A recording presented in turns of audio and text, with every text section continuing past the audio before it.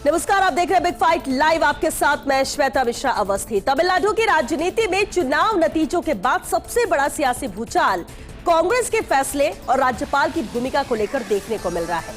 पिछले 11 साल से डीएमके के साथ चल रही कांग्रेस ने अब अपने सुर बदल दिए हैं। जिस गठबंधन ने एक दशक तक साथ चुनाव लड़े, वही रिश्ता सत्ता के गणित के सामने टूटता नजर आ रहा है। डीएमके ने कहा है कि कांग्रेस ने पीठ में छुरा घोंपने का काम किया है। वहीं एक तरफ विजय की टीवी के 108 सीटों के साथ सबसे बड़ी पार्टी बनकर उभरी है, लेकिन बहुमत से अब भी दूर है। दूसरी तरफ कांग्रेस ने डीएमके से दूरी बनाकर टीवीके को समर्थन देने का संकेत देकर पूरे राजनीतिक समीकरण बदल दिए हैं। लेकिन यह भी सवाल उठ रहे हैं कि आखिर सबसे बड़ी पार्टी होने के बावजूद टीवीके को अब तक सरकार बनाने का निमंत्रण क्यों नहीं दिया गया। राजभवन का कहना है कि बहुमत साबित करने के लिए पर्याप्त समर्थन अभी मौजूद नहीं है, इसलिए सरकार गठन की प्रक्रिया आगे नहीं बढ़ाई गई। अब तमिलनाडु में बहस सिर्फ सरकार बनाने की नहीं, बल्कि संवैधानिक परंपरा और राजनीतिक रणनीति की भी है। क्या कांग्रेस नई सत्ता का रास्ता तैयार कर रही है? क्या राज्यपाल सिर्फ संख्या देख रहे हैं या राजनीति भी असर डाल रही है? और सबसे बड़ा सवाल, तमिलनाडु की अगली सरकार आखिर बनेगी कैसे? आज चर्चा इसी खास मुद्दे पर।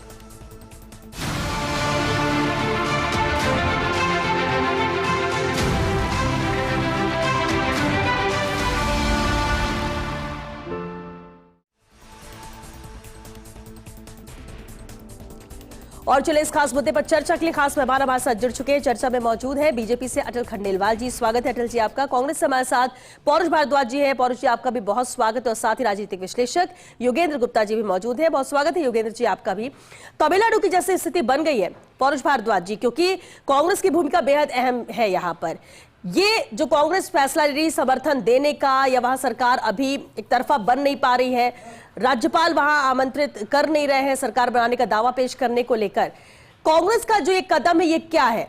मौजूदा स्थिति के मद्देनजर अवसरवाद के तौर पर इसे देखा जाए या नीतिगत फैसला जो कांग्रेस को लगता है कि जनता की जनादेश को समर्थन देता है? देखिए श्वेता जी, मैं इस बात को कहना चाहूंगा कि कांग्रेस ने कभी भी सत्ता की राजनीति नहीं की। कांग्रेस ने जो भी राजनीति करी है वो देश के सांप्रदायिक ताकतों को सत्ता से दूर रखने के लिए, देश का जो सामाजिक ताना बना है वो सदा बना रहे और देश के संविधान की हमेशा रक्षा होती रहे। ये हमारा लक्ष्य जो है वो सर्वोपरि है। और अपने इन लक्ष्यों को साधने के लिए अगर हम किसी वजह से सत्ता में आ पाते हैं तो वो हमारी सेकेंडरी जो है वो प्राथमिकता रहती है। मैं आपसे कहना चाहूंगा कि देखिए, इंडिया ब्लॉक हो, चाहे हम खुद अकेले लड़े या फिर हम अभी हमने टीवीके को समर्थन दिया, इन सब में साझा कॉमन जो है बात वो हमेशा से रहती है कि हमें सांप्रदायिक ताकतों को हमेशा सत्ता से दूर रखना है, धर्मनिरपेक्ष ताकतों को मजबूत करना है, संविधान की रक्षा करनी है। इंडिया ब्लॉक भी हमने इसी हमारे उद्देश्य के तहत बनाया था। और अभी जब वर्तमान में परिस्थितियां बनी है, जब वहां पे देखा हमने कि भाई हमारा डीएमके के साथ जो हमारा जो एसपीएस जो गठबंधन था वो हम सत्ता से दूर रह गए। और उसके बाद में जब जो अभी नई पार्टी टीवी के आई है, विजय जी की जो पार्टी आई है, उसने वहां पे 160 सीटें लेकर के बहुमत के करीब है। तो निश्चित तौर पर जब हमने उनका बैकग्राउंड देखा तो आपने भी देखा होगा कि उनके चुनावी कार्यशैली में उन्होंने कभी भी किसी धर्म विशेष के खिलाफ टिप्पणी नहीं की। वे मंदिर भी गए, वे मस्जिद भी गए, वे चर्च भी गए और उनके जो उनके कृत्य थे और उनके जो सामाजिक न्याय के वादे थे वो सारे लगभग वैसे ही थे जो कांग्रेस की विचारधारा के समीप थे। इसलिए देखिए, हमने जो है डीएमके से भी बात करने की कोशिश की कि भाई बीजेपी का, जैसा कि हम लोग नेचर जानते हैं कि बीजेपी जो है चाहे वो चुनाव हारे चाहे वो जीते, लेकिन वो अपनी सरकार बनाने के लिए हमेशा प्रयासरत रहती है। तो हमारी सोच ये थी कि वहां पे भाजपा जो है वो एआईडीएमके का चेहरा आगे करके कोई इस तरह की परिस्थिति पैदा नहीं कर दे कि वहां की सत्ता वहां की जन भावनाओं के खिलाफ जाकर के सांप्रदायिक ताकतों के हाथ में चली जाए, संविधान का विघटन करने वाले हाथों में चली जाए। इसलिए हमने ये कदम उठाया। और देखिए, डीएमके की बात जहां तक है, डीएमके के साथ हमारी इंटरनल तौर पे बातचीत चल रही है। हो सकता है कि डीएमके हमारे साथ कांग्रेस ने पीठ में छुरा घोंपा है। नहीं, देखिए, पीठ में छुरा भोंकने वाली बात इसलिए नहीं कि आपने देखा कि है ना, इंडिया गठबंधन जो है, अगर हम सामान्य तौर पे देखें तो इंडिया ब्लॉक जो है वो राष्ट्रीय स्तर पे काम करता है। आप भी जानते हैं ये स्थिति वैसी है कि जैसे राष्ट्रीय स्तर पे टीम इंडिया होती है और बाद में टीम इंडिया के प्लेयर्स जब रणजी खेलते हैं या आईपीएल खेलते हैं तो एक दूसरे के खिलाफ खेलते हैं। तो राज्यों की स्थिति अलग है, सेंट्रल लेवल की स्थिति अलग है। इसके उदाहरण के लिए मैं आपसे कहना चाहूंगा कि देखिए, पश्चिम बंगाल का मैं एक उदाहरण देना चाहूंगा। पश्चिम बंगाल में ममता बनर्जी के खिलाफ हमने चुनाव लड़ा और ममता बनर्जी वहां पे चुनाव हारी और हमने भी हमारा पूरी वहां पे ताकत लगाई। वो एक अलग बात है कि हमारी सीटें वहां पे कुछ अपेक्षा से बहुत कम आई, लेकिन परंतु उसके बाद चुनावी नतीजों के बाद ममता बनर्जी का क्या बयान था? उनका बयान यह था कि भाई मैं जब चुनाव हारी उसके बाद में इंडिया ब्लॉक के सारे नेता, जिनमें राहुल गांधी जी, सोनिया गांधी जी, अखिलेश जी और अन्य जितने भी तमाम नेता, सबने मुझे फोन किया और अब मैं भले मुख्यमंत्री पद से चली गई, लेकिन एक साधारण नागरिक के नाते मैं आजाद पंछी हूं और मैं इंडिया ब्लॉक को मजबूत मजबूत करने के लिए प्रयासरत रहूंगी। तो इंडिया ब्लॉक की महत्ता जो है वो राष्ट्रीय स्तर पे और प्रादेशिक स्तर की, मैंने आपको जैसा कि कहा, डीएमके का तो हम स्वागत करते हैं ना। डीएमके मुझे बताइए कि डीएमके की पीठ में हमने कैसे छुरा भोंका? हम अगर जाकर के बीजेपी से हाथ मिलाते, हम जाकर एआईडीएमके से हाथ मिलाते तो ये पीठ छुरा भोंकना होता। आपकी खिलाफत, जबकि देखा जाए तो चर्चाएं तो ये चल रही है कि डीएमके एआईडीएमके से भी हाथ मिला। तो छुरा घूमना इस लिहाज से कि जब तक साथ थे तब तक साथ थे, अब अगर सरकार नहीं बनती तो जिसकी सरकार बनती नजर आ रही, कांग्रेस ने पल्ला झाड़ा और हाथ किसी और से मिला लिया। ये इस लिहाज से उनका कहना यह है कि आपने छुरा घोंपा। बहरहाल ये तो राजनीति में, खैर अगर एक से मत नहीं जाते, कुछ और फैसला होता तो ऐसी टिप्पणी भी आती है। मैं आपसे आगे भी जवाब लूंगी। इस वक्त हमारे साथ क्षितिज मित्तल जी भी जुड़ चुके हैं, अधिवक्ता है सुप्रीम कोर्ट से। क्षितिज जी, बहुत स्वागत है आपका। आप देखिए, मैं इस चर्चा को आगे बढ़ाऊं, राजनीतिक तौर पर हम बात करें, इसका कानूनी पहलू जरूर समझना चाहते हैं कि संवैधानिक तौर पर तमिलनाडु की स्थिति अभी क्या है, क्योंकि गवर्नर पर भी कहीं ना कहीं सवाल उठ रहे हैं कि क्या गवर्नर दबाव में ऐसा कर रहे हैं, या कैलकुलेशन क्या कहता है अभी मौजूदा स्थिति में, क्योंकि हंग असेंबली है, एक तरफा कोई सरकार नहीं बना पा रहा है, आंकड़े एक साथ नहीं आ पा रहे 118 के, तो अभी मौजूदा स्थिति क्या है और क्या हो सकता है? अनुच्छेद 163 जो है संविधान का, वो गवर्नर को पावर देता है कि वो जो किसी भी मेजॉरिटी पार्टी जो है उसको आमंत्रित करे और उसका अपना क्लेम ले कि वो गवर्नमेंट फॉर्म कर सकती है या नहीं कर सकती है। अभी जो तमिलनाडु में टोटल जो सीट्स हैं 234 है और जो विजय जो है उनकी पार्टी को 108 सीट्स मिली है और जो मार्क है वो है 118 सीटों 118। तो अब गवर्नर क्या कहता है कि गवर्नर को सबसे पहला स्टेप होता है कि वो किसी भी पार्टी को जो मेजोरिटी जिसकी आफ्टर इलेक्शन जिसके पास सबसे ज्यादा सीट्स आई हैं उनको कॉल करेगा और वो उससे पूछेगा क्या आप गवर्नमेंट बनाने की, सरकार बनाने की पोजीशन में है कि नहीं है। उसके बाद ये टेस्ट, अब ये जो आप देखें 163 को जो पावर है ना, वो गवर्नर की पावर एक आर्बिट्ररी पावर नहीं है कि गवर्नमेंट गवर्नर अपनी मर्जी से कुछ भी कर सकता है। एसआर बम्बई वर्सेस जो केस था सुप्रीम कोर्ट में 1994 में, ये कहा था कि गवर्नर को फ्लोर के हाउस पे टेस्ट करना है कि वो मेजोरिटी फॉर्म हो पा रही है, नहीं हो पा रही, गवर्नमेंट बन पा रही है, नहीं बन पा रही है। आज जो गवर्नर ने जो इनका क्लेम रिजेक्ट कर दिया है, डिस्पाइट की विजय की पार्टी ने कहा कि हम सरकार बनाने की पोजीशन में हैं, तो यह टेस्ट फ्लोर पे होगा, ना कि गवर्नर अपने आप से इसको रिजेक्ट कर देगा। तो जब ये टेस्ट फ्लोर पे होगा, और अभी जो 2 साल पहले शिवराज सिंह चौहान वाला केस सुप्रीम कोर्ट के अंदर आया है, उसके अंदर ये सुप्रीम कोर्ट की गाइडलाइन है कि गवर्नर को floor test as soon as possible करवाना पड़ेगा ताकि हॉर्स ट्रेडिंग जो है वो रुक सके।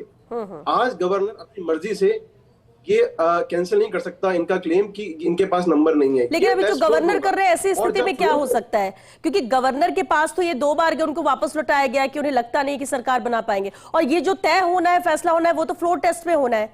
तो फिर ऐसे में इस भूमिका को कैसे देखें? अब इनके जो पार्टी क्लेम कर रही है सरकार बनाने का, उसके पास कोर्ट जाने के अलावा कोई ऑप्शन नहीं है, क्योंकि एसआर बोम्मई और शिवराज सिंह चौहान वाला जो केस है सुप्रीम कोर्ट का, उससे साफ तौर पे कहता है कि अगर कोई पार्टी क्लेम करती है कि मैं सरकार बना सकती हूं, तो वो टेस्ट फ्लोर पे होगा। अगर वो पार्टी फेल हो जाती है तो धारा अनुच्छेद 356 के तहत प्रेसिडेंट रूल लगेगा, पर उस दौरान भी गवर्नर का ये रोल रहता है कि वो कोशिश करे कि सरकार बने, चाहे कोई भी अपना क्लेम प्रेजेंट करे। ठीक है क्षितिज जी, एक और कमेंट जरूर चाहूंगी कि जैसा कि आपने कहा कि फ्लोर टेस्ट में ये तय होता है जो नियम और संवैधानिक तौर पर है, लेकिन अगर कोई जाकर जो मेजॉरिटी के साथ जो आ रहा है और वो जो सबसे बड़ी पार्टी बनकर उभरा है, वो अगर जाकर ये कहता है मेरे पास आंकड़े हैं, नंबर्स हैं, आप फ्लोर टेस्ट कराओ, तो क्या गवर्नर के सामने उसका प्रूफ भी देना पड़ता है, या उसका इतना कहना और ही काफी है? देखिए, ये प्रूफ इतना है कि कोई भी जैसे मान लीजिए किसी का 50 सीटें आई हैं, तो वो गवर्नर ये नहीं कहेगा 50 सीट वाले के लिए कि आप फ्लोर टेस्ट करिए, पर जहां पे आप देखिए सब्जेक्टिवली जहां पे अंतर ज्यादा नहीं है, जैसे प्रेजेंट केस में है कि 108 ही है, 118 10 का ही हमारा वो है अंतर, तो उसके अंदर गवर्नर को ये कोशिश करनी चाहिए कि फ्लोर टेस्ट करे। अगर वहां फेल होती है तो हम नेक्स्ट प्रक्रिया पे जाए। गवर्नर इस केस में अपने आप इसको रिजेक्ट नहीं कर सकता, ये सब्जेक्टिव मैटर है, ये आप कोई गाइडलाइन आप नहीं कह सकते कि ये स्ट्रेट जैकेट फॉर्मूला है, इसका कोई स्ट्रेट जैकेट फॉर्मूला नहीं है, सब्जेक्टिव है, बट आर्बिट्रेरी नहीं है। ठीक है, बिल्कुल ठीक कहा आपने। लेकिन अटल जी, अब देखिए पौरुष जी तो अपनी बात रखिए, क्योंकि कांग्रेस की भूमिका यहाँ अहम हो जाती है, समर्थन यहाँ पर दे रही है। एआईएडीएमके या बीजेपी की बात करूं तो वहां पर उतने नंबर्स ही नहीं है। लेकिन तमिलनाडु में जो स्थिति बन रही है उसमें गवर्नर पर भी सवाल उठ रहा है, और ये कहा जा रहा है कि क्या गवर्नर दबाव में है, इसलिए ऐसा कदम आगे नहीं बढ़ा पा रहे हैं, या उनको आमंत्रित नहीं कर पा रहे हैं, फ्लोर टेस्ट के लिए नहीं ला पा रहे हैं। क्या अभी स्थिति आपको लगती है बीजेपी को? श्वेता जी देखिए, समझिए कि किसी भी स्टेट में जहां चुनाव हुए हैं वहां गवर्नर बहुत जिम्मेदारी के साथ कार्य करते हैं, और वो ये चाहते हैं कि वहां पर स्थिर सरकार बने। ये जिम्मेदारी उनको निभानी होती है। और दोनों बार जैसे माना कि विजय जी के पास सबसे ज्यादा नंबर है, वहां वो गए, लेकिन जो बहुमत का आंकड़ा 118 वो उसके किसी भी तरीके के प्रूफ नहीं, वो कि हम कि ये वो लेटर दिया जाता है, उसमें सिग्नेचर होते हैं कि इनका समर्थन है और इस तरीके से, वो उनके पास था नहीं। अब देखिए, कुछ समय गवर्नर एक टाइम तो ले सकते हैं, और वो ले रहे हैं कि भाई उतना सा समय जबकि आप किसी स्ट्रॉन्ग अलायंस के साथ आए और आप दोनों मिलकर के लेटर दे दीजिए, और हम तैयार हैं कि भाई यहाँ पर फॉर्म कर देते हैं, आप बनाइए और फ्लोर टेस्ट भी करिए, कोई इशू नहीं है। लेकिन जहाँ पर क्लैरिटी नहीं है वहाँ पर गवर्नर साहब को अधिकार है कि वो एक समय ले सकते हैं, वो राज्य के लिए स्थिरता प्रदान करने के लिए। अब जहाँ तक कांग्रेस की बात है तो देखिए, क्या इंडिया गठबंधन है भी आज की तारीख में, ये हमने नहीं, इन्हीं के एक जो पार्टी है इंडी गठबंधन की, उन्होंने ये उठाया है मुद्दा कि भाई है भी क्या। या जो पौरुष जी बात कर रहे थे वो कि हम सांप्रदायिक, धार्मिक और ये सारी बातें, इस केवल कहने से नहीं, इन सारी बातों का निचोड़ जो दिखता है ना, वो ये दिखता है कि कांग्रेस अवसरवादी पार्टी के रूप में दिखाई देने लगी है। ये जो नया वर्ग आया है ना, इसकी बहुत बड़ी भूमिका है। वो इमोशनल नहीं है, वो परिणाम देखता है। आपने दशकों तक राज किया, आपने ऐसी मूल समस्याएं भारत में छोड़ी कांग्रेस ने जो आज तक उसका निराकरण नहीं हो पा रहा, और हम सब त्रस्त हैं। इसी त्रस्तता को देखते हुए जो ये नए जो बच्चे आए हैं, जो वोट देने के अधिकार रखते हैं, वो इन भावनात्मक बातों में नहीं आने वाले कि हम गरीबी हटा देंगे। ठीक है, लेकिन इसलिए आप अलग ही मैंडेट दिया है प्रैक्टिकली, आप समझिए, क्योंकि हर बार अवसरवादिता नहीं कि पंजाब में जाकर के आपके विरुद्ध और भ्रष्टाचार की बात करने लगेंगे, और आप टीएमसी वहां जाकर के और अलग तरीके की कि यहाँ कानून व्यवस्था नहीं है। ये सिर्फ तमिलनाडु पे रहते हैं अटल जी, तमिलनाडु की जो अभी स्थिति है, हाँ ठीक है, वो तो पास में, फिर नहीं बात। अच्छा, तमिलनाडु में भी बताइए कि डीएमके के ये पिछले 10 साल से साथ थे ना, अब क्या हुआ ऐसा? अचानक से क्या हुआ? क्योंकि वहां सरकार भारतीय जनता पार्टी गलतफहमी नहीं फैलाए, डीएमके से हम अलग नहीं हुए हैं, डीएमके के साथ हम आज भी खड़े हुए हैं। अरे भाई, तो बीजेपी के खिलाफ खड़े हैं। अरे अगर ऐसा होता तो डीएमके और कांग्रेस दोनों के दोनों जाते हैं ना। अटल जी एक सेकंड, दोनों जाते और दोनों जाके बोलते हैं समर्थन दे रहे, हमें क्या इशू है? अटल जी, अब देखिए वहां तो एक ही सीट है आपकी, वहां तो एक ही सीट है, लेकिन इसलिए मुझे बात करने दीजिए, इसलिए मेरा सवाल भी सुनिए, क्योंकि अगर ऐसी स्थिति है तो लोगों को भी समझने दीजिए कि क्या है और किस पार्टी का स्टैंड क्या है यहाँ पर। योगेंद्र गुप्ता जी, अब देखिए स्थिति जो भी है, कैलकुलेशन क्या है, क्षितिज जी ने भी बखूबी उसे समझाया कि अभी क्या है और क्या हो सकता है, लेकिन क्या वजह रही कि 11 साल का ये गठबंधन डीएमके और कांग्रेस का छूट गया? सिद्धांत या सत्ता? क्योंकि अभी पौरुष जी ने कहा कि हमारा उससे गठबंधन टूटा नहीं है, हम बस समर्थन उनको दे रहे हैं, तो उसे क्या समझा जाए? और डीएमके कहता है कि आपने तो छुरा घोपा है, जबकि कितनी बार स्थिति अंदरूनी तौर पर दोनों के बीच में है, लेकिन हमेशा साथ बने रहे, भाई तक कहा कि हम भाई हैं। फिर आज की स्थिति पर क्या कहेंगे? नहीं देखो श्वेता, जो डीएमके ने बयान दिया है वो बयान तो सीधा सीधा बताता है कि कांग्रेस और डीएमके का जो गठबंधन है वो ब्रेक हो चुका है। बाकायदा उन्होंने कहा है कि हम अब इंडिया गठबंधन के भागीदार नहीं है, हमारी पीठ में छुरा भोंका गया है। दरअसल कांग्रेस, इसमें कई सारे पक्ष हैं, कांग्रेस है, भारतीय जनता पार्टी है, एआईडीएमके है, टीवीके है। अब यहाँ हो क्या रहा है कि आप जानते हैं कि जो राज्यपाल होते हैं वो केंद्र सरकार मनोनीत करती है। और प्रत्यक्ष रूप से कह लीजिए, अप्रत्यक्ष रूप से कह लीजिए, लगातार आरोप लगते रहे और इसके प्रूफ भी होते हैं कि राज्यपाल अप्रत्यक्ष रूप से वही काम करते जो ऊपर से उनको एक इंडिकेट किया जाता है। अब परिपाटी ये रही है कि जो दल होता है जिसके पास सर्वाधिक विधायक होते हैं उसको सामान्यतः बुलाया जाता है। अब यहाँ पर प्री दी जा रही है कि क्योंकि उनके पास में 108 है, कांग्रेस के मिलाकर के 113 हो गए, 107 ही क्योंकि दो सीट पे विजय, तो 112 हो गए। अभी फिलहाल उनके पास से 5 लोग कम है, तो राज्यपाल नहीं बुलाएंगे। लेकिन मैं भारतीय जनता पार्टी के जो प्रवक्ताओं से एक सवाल पूछना चाहता हूं कि भाई अगर ये सही है, बिल्कुल ठीक है, तो फ्लोर टेस्ट कहाँ होगा? फ्लोर टेस्ट राज्यपाल के रूम में होगा। अगर वहां पर सारे के सारे पत्र दे दिए गए तो फ्लोर टेस्ट की जरूरत नहीं पड़ेगी। और अगर ये सही है कि जिस पार्टी के पास में सारे पत्र होने के बाद, बहुमत होने के बाद फिर राज्यपाल बुलाएंगे, तो फिर मैं इनको महाराष्ट्र का याद दिलाता हूँ। 23 नवंबर 2019 को क्या हुआ था? फडणवीस को दिलाया गया था ना शपथ, तब क्या था? कुछ नहीं था उनके पास में। बाद में कोर्ट में गए, सुप्रीम कोर्ट ने कहा कि राज्यपाल ने गलत किया, और 3 दिन बाद 26 नवंबर 2019 को ही उनको बिना बहुमत, उनको पता था नहीं है, उनको 3 दिन के अंदर अपना पद छोड़ना पड़ा। तो ये कहना कि भाई राज्यपाल तभी बुलाएगा, तो ये जब अन्य दल होते हैं तब राज्यपाल की भूमिका बदल जाती है। भारतीय जनता पार्टी का जब हित होता है तो राज्यपाल की भूमिका बदल जाती है। मेरा मानना है कि राज्यपाल एक स्थिर व्यक्ति होता है, एक संवैधानिक पद है, उनको वही करना चाहिए जो कानून कहता है। अब यहां पर कांग्रेस ने क्यों जल्दबाजी की? आपने पहला सवाल ये पूछा था, कांग्रेस को क्या हुआ? तो देखिए, कांग्रेस इस समय बंगाल में भले उनको सीट नहीं मिली हो, लेकिन केरल में उनको वहां पर अपनी सरकार बनाने जा रहे हैं। अब कांग्रेस को ये लग रहा है कि तेलंगाना में ऑलरेडी इनकी सरकार है, अब इनको ये लग रहा है कि हम साउथ में अपनी खोई हुई जमीन को पार पा सकते हैं। तो जो टीवीके है, क्योंकि जो टीवीके के विजय है वो नैसर्गिक रूप से भारतीय जनता पार्टी या एआईएडीएमके के लगातार विरोध में है, वो डीएमके के विरोध में है, और एक अलग से अपना अस्तित्व लेकर खड़े हैं। तो कांग्रेस को लगा कि अगर हम डीएमके के साथ में रहेंगे तो हमें बहुत ज्यादा फायदा होने वाला नहीं है 5 साल के अंदर। तो इससे बेहतर है कि हम तुरंत विजयन को लपकते हैं, उनके साथ जाते हैं, उनके साथ पैक करते हैं, ताकि तमिलनाडु के अंदर हमें अपनी जड़ें, अपनी जमीन मजबूत करने का मौका मिले। इंडिविजुअल मजबूती के साथ स्टैंड साउथ में करने के लिए कांग्रेस का ये कदम है, क्योंकि हमेशा वो डीएमके के साथ तो एक सपोर्ट में ही रही है। बिल्कुल ये कहा है। और दूसरा, अगर मान लीजिए आज विजय को नहीं बुलाया जाता है शपथ ग्रहण के लिए, तो होगा क्या? कुछ दिनों के अंदर वहां पे राष्ट्रपति शासन लगेगा। राष्ट्रपति शासन लगाने में भारतीय जनता पार्टी का अपना हित है, उनके पास सिर्फ एक ही सीट है। लेकिन एक तो मैसेज देना चाहते हैं कि भाई यहाँ पे जो जिम्मेदार दल है, वो जिम्मेदार दल किसी भी हालत में तमिलनाडु को संभालने के लायक नहीं है। तो अगला जो चुनाव होगा, भारतीय जनता पार्टी ये गेम खेल सकती है कि वहां पर अकेले अपने दम पर जाए और एक से वहां पर अपनी सीटें बढ़ा के मजबूत करे। क्योंकि अब जो नॉर्थ है, देखिए गंगोत्री से और गंगा सागर तक, गंगा से गंगोत्री तक तो हो चुका है। अब क्या बचा? साउथ बचा है। तो भारतीय जनता पार्टी जो पूरी अपनी स्ट्रेटेजी बनाएगी वो अब साउथ को लेकर बनाएगी। ठीक है, तो साउथ में उनको अकेले जाना है वहां पर। क्षितिज जी, इसी पर एक कमेंट किया, अभी अगर ऐसी स्थिति बनती है, नंबर्स नहीं मिल पाते हैं, तो फिर राष्ट्रपति शासन, इसके अलावा कोई और रास्ता नहीं, फिर दोबारा इलेक्शन?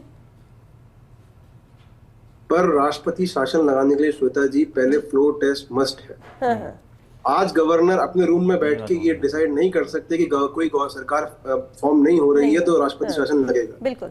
अगर फ्लोर टेस्ट में कोई पार्टी फेल हो जाती है तो राष्ट्रपति शासन लगेगा, और राष्ट्रपति शासन के दौरान गवर्नर का ये वो है नियम है कि गवर्नर तभी भी कोशिश करेगा सरकार कोई बना पा रहा है नहीं बना पा रहा है, तो गवर्नर अपने रूम में बैठ के ये डिसाइड नहीं कर सकता कि आज 356 के तहत प्रेसिडेंशियल वो होगा, राष्ट्रपति शासन लगेगा। जी जी, पौरुष जी। देखिए श्वेता जी, मैं निश्चित तौर पर मैं इसी बात को कहना चाह रहा हूं, क्योंकि मैं भी राजनीति में 30 साल से ज्यादा मुझे वक्त हो गया और मैंने काफी इस तरह की परिस्थितियां देखी है। तो निश्चित तौर पे देखिए कि गवर्नर के पास में 2-3 तरह की स्थितियां होती है। पहली बात तो अगर छोटी पार्टी का कोई चुनावी पूर्व गठबंधन है या चुनाव के बाद का ऐसा गठबंधन है कि नंबर्स जो है वो सफिशिएंट है गवर्नमेंट बनाने के लिए, तो वो जाकर के गवर्नर को देते हैं और गवर्नर उनको बुला करके आमंत्रित करते हैं। लेकिन अगर किसी भी पार्टी के पास नंबर्स नहीं है, तो ऐसी स्थिति में गवर्नर का फर्ज है कि वो सबसे बड़ी पार्टी को सरकार बनाने के लिए आमंत्रित करें, और उसके बाद में सरकार का दायित्व है कि फ्लोर टेस्ट अपना पास करे। फ्लोर टेस्ट अगर वो पास कर लेती है तो सरकार कंटिन्यू रह जाएगी, ये तो फिर हट जाएगी, उसके बाद में फिर राष्ट्रपति शासन लगता है। ये प्रयोग जो अभी जैसा कि हमारे गुप्ता साहब ने बताया कि 2019 में महाराष्ट्र में जो है बीजेपी के साथ में राज्यपाल कर चुके हैं। उसके बाद बीजेपी की बात का भी जवाब देना चाहूंगा कि कह रहे हैं कि साहब स्वार्थी लोग हैं। मैं आपसे बात कर रहा हूं, 2021 से 26 तक जो है वहां पे एसपीए का जो लाइंस था, जो हमारे समर्थन, हमारे 18 विधायकों के समर्थन से चल रहा था। श्वेता जी, आप वरिष्ठ पत्रकार है, मुझे बताइए कि अगर हम स्वार्थी होते, हम लालची होते, तो क्या हमारे वहां पे मंत्री उस सरकार में नहीं होते? हमने उसको सरकार को बाहर से समर्थन दिया, हमने हमारा एक भी मंत्री नहीं बनाया, हमने सिर्फ धर्मनिरपेक्षता के मूल्यों की रक्षा के लिए, देश के संविधान की रक्षा के लिए यही आप हम सत्ता से तमिलनाडु बाहर में है। जा और रहे दूसरी बात, एक बात और कहना चाहूंगा कि देखिए जो अभी बात चल रही है कि आपने टीवीके को क्यों चुना, तो आपने टीवीके के जो नेता जो विजय जी हैं, आपने उनके अनेकों भाषण देखे होंगे, उन्होंने इस बात को कहा कि भाई डीएमके जो गठबंधन है, एसपी गठबंधन है, ये हमारा चुनावी शत्रु है, परंतु एआईडीएमके और बीजेपी जो है वो हमारी वैचारिक शत्रु है। तो वो भाजपा को वैचारिक शत्रु मानते हैं। तो निश्चित में इस स्थिति में कि अगर राज्यपाल शासन के मार्फत, राष्ट्रपति शासन के मार्फत सत्ता केंद्र के यानी वही बीजेपी की जो संविधान विरोधी सरकार है उसके हाथ में जाती है, या फिर यहाँ पे कोई एक ऐसा उलटफेर होता है कि जो जिसमें भाजपा चैंपियन है, जिसमें भाजपा ने महारत हासिल करके भाजपा को अंतरराष्ट्रीय स्तर पर पुरस्कार मिलना चाहिए कि जोड़ तोड़ करके दूसरे दलों को तोड़ के सरकार बनाना। तो इन स्थितियों से बचाने के लिए, देश के संविधान को बचाने के लिए हमारे लिए आवश्यकता है कि समान विचारधारा वाले दल को हम समर्थन देते हैं और उनके साथ हम आते हैं। और हम तो डीएमके को भी कहना चाहते हैं कि आप भी हमारे साथ आइए, वरना आप एक्सपोज हो चुके हैं। जनता के संता देख रही है कि किस प्रकार से आप पीछे से एआईडीएमके के साथ हाथ मिला रहे हैं। ये चीज आपकी राजनीति के भविष्य के लिए नुकसान है। आगे बढ़ने दीजिए। देखिए ऐसा है, बहुत स्पष्टता से कह रहा हूं कि ये जो कयास लगाना कि राष्ट्रपति शासन लग जाएगा या ऐसा हो जाएगा, ऐसा नहीं है। राज्यपाल हैं वो वहाँ के, और वो अपना समय ले रहे हैं और इनको भी समय दे रहे हैं कि स्थिरता के साथ एक दल आप आइए, अपनी वैचारिक और अपना जो भी नीतियां हैं उसको स्पष्टता के साथ जोड़िए और सरकार बनाइए। और बाकी हमारी कोई मंशा नहीं। और ये जितने परिवारवाद और अवसरवाद और ये जल्दबाजी के निर्णय है ना कि फटाफट जाकर के डीएमके अपनी जाने और जाकर समर्थन कर दिया, ये हमारी शैली भी नहीं है। हम बड़ी आपको यहीं पर बता रहा हूं कि कुछ ऐसा नहीं है। आप लोग तो रात को पर्दे के पीछे खेल खेलते हैं भाई, आप आधी रात को खेल खेलने वाले लोग हैं। आप लोगों के सामने जल्दबाजी नहीं करते, आप बड़ी सफाई से, गंभीरता के साथ दूसरे के जिसके हाथ में जब जैसे मौके आए उसने लपक लिया है, ये इतिहास में भी देखने को मिला है। ठीक है, बहुत एक सेकंड योगेन जी, अब तमिलनाडु में अगली सरकार बनेगी कैसे? गठबंधन, बाहर से समर्थन, या फिर नए चुनाव? एक बार दोबारा से रिपीट कीजिए सवाल। आपको क्या लगता है तमिलनाडु में अब सरकार बनेगी कैसे? गठबंधन, बाहर से समर्थन, या फिर नए चुनाव? तो श्वेता, संभावना तो एक कि सरकार अगर बनाएंगे तो सरकार तो विजय बनाएंगे। एक संभावना जरूर व्यक्त की जा रही है राजनीतिक हलकों में अंदर खाने कि ऐसा भी क्या हो सकता है कि एआईडीएमके और डीएमके दोनों मिलकर सरकार बना लें। अगर ऐसा हो गया तो सरकार तो बन जाएगी, लेकिन उसके बाद जो पूरी तमिलनाडु की राजनीति है उसका चरित्र खत्म हो जाएगा।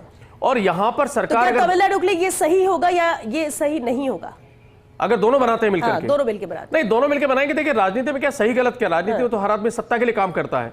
दोनों अगर मिलकर बनाएंगे दो विचारधारा जो अलग अलग तरीके से सरकार बनाती रही, हर बार अलग अलग टाइम पे मौका वहां की जनता देती रही, और जब दोनों साथ में आएंगे तो ऐसे में स्थिरता की संभावना बहुत कम हो जाती कि कभी भी कोई नाराजगी, कभी भी कुछ हुआ, अलग हुए, कहीं सरकार न गिर जाए। देखो जनता के साथ तो धोखा है। अगर ऐसा होता है तो जनता के साथ धोखा है। और अगर दोनों को मिलकर भी चलाते हैं तो हो सकता है कुछ समय के लिए चला लें, लेकिन वो सरकार स्थिर नहीं हो सकती। दूसरा अगर विजय, दूसरा अगर एक फाइनल कमेंट, मैं वापस आ रही हूँ क्षितिज जी, एक फाइनल कमेंट इस पर। जी श्वेता जी, मेरा ये मानना है कि आज टीवी की सबसे बड़ी पार्टी है, अपना क्लेम फॉर्म कर रही है एज पर guidelines of supreme court. Single largest party को गवर्नर का वो नियम है कि गवर्नर को सबसे पहले सिंगल लार्जेस्ट पार्टी को बुलाना है। आज उन्होंने क्लेम पेश किया है, वो जो रिजेक्शन है गवर्नर का वो गलत है। ये सब कुछ टेस्ट फ्लोर पे होगा, जितनी भी आशंकाएं हैं ये सब कुछ फ्लोर पे होगा, और जल्द से जल्द गवर्नर को फ्लोर टेस्ट करवाना चाहिए। ठीक है, फाइनल कमेंट। देखिए मैं इस बात को कहना चाहूंगा कि डीएमके और एआईडीएमके वाली जो गठबंधन वाली बात चल रही है ये बिल्कुल प्रायोगिक तौर पे संभव नहीं है, क्योंकि डीएमके के पास 59 एमएलएज हैं और एआईडीएमके के पास में 47 एमएलएज हैं, और फिर वहां पे सीपीआई और सीपीआईएम जो है उनके पास 2-2 एमएलएज हैं, और वीसी के जो है उसके पास भी 2 एमएलएज हैं। तो ये गठबंधन किसी हालत में संभव नहीं है। आखिरी में सरकार बनेगी तो निश्चित तौर पर जो कांग्रेस के समर्थन से जो नई पार्टी है, विजय जी की पार्टी, उसकी सरकार बनेगी। भारतीय जनता पार्टी को यह चाहिए कि देश के लोकतांत्रिक चरित्र को बनाए रखे, राज्यपाल को सेंट्रल के नाते आदेश दें कि जो सबसे बड़ा बहुमत प्राप्त दल है उसको सरकार बनाने के लिए बुलाया जाए। ठीक है, देखिए ऐसा है, जब टीवी के भी समर्थन 5 दलों से ले रहा है तो एआईडीएमके और डीएमके अगर मिलकर भी अगर बनाने की, अगर वास्तव में बना के और लेटर पेश कर देती हैं तो बड़े दल के रूप में तो आ ही जाते हैं। अगर ऐसी संभावना कोई बोल रहा है कि ऐसा है तो भी उसमें नहीं, वहां भी इतने ही दल है, इधर भी इतने ही दल है। गवर्नर साहब का ये है कि वो स्थिर सरकार दे और प्रदेश प्रगति करे, यही हमारा वो है। आपको कैसे समर्थन नहीं, देखिए डीएम के अगर सरकार बना लेंगे तो भाजपा को तो बहुत फायदा है, क्योंकि विपक्ष बचेगा कहाँ? एक विजय बचा, तो विजय तो क्षेत्रीय व्यक्ति है, तो उनको अच्छी तरह मालूम है दोनों सरकार बना लेंगे तो अगले चुनाव में कौन होगा? भाजपा होगी विपक्ष के अंदर। तो लेकिन इसकी संभावनाएं अभी थोड़ी सी कम है। अगर सरकार बनाएंगे, विजय बनाएंगे, और अगर गलती से वहां राष्ट्रपति शासन लग के दोबारा चुनाव हो गया तो यकीन मान के चलिए दिल्ली पार्ट 2 होगा, वो उतने बड़े बहुमत से आएंगे जिसकी कोई कल्पना नहीं कर सकता। चलिए, क्योंकि वक्त भी खत्म हो चुका है, बहुत शुक्रिया आप सभी का इस चर्चा में शामिल होने के लिए। अब देखिए, टीवीके के साथ किसका हाथ है? क्या कांग्रेस इस तरह से बात से समर्थन कर रही है? लेकिन मौजूदा स्थिति में एक समझना ये होगा कि वहां पर चुनाव हुए हैं, खुले तौर पर चुनाव हुए हैं। भले सत्ता वहां पर एआईएडीएमके और कभी डीएमके की रही हो, लेकिन टीवीके जो नई पार्टी विजय की है उसने पहले ही बार में चुनाव में 108 सीटें यहां पर जीत कर आए हैं और उनको मौका मिलना चाहिए, और वो दावा भी पेश कर रहे हैं।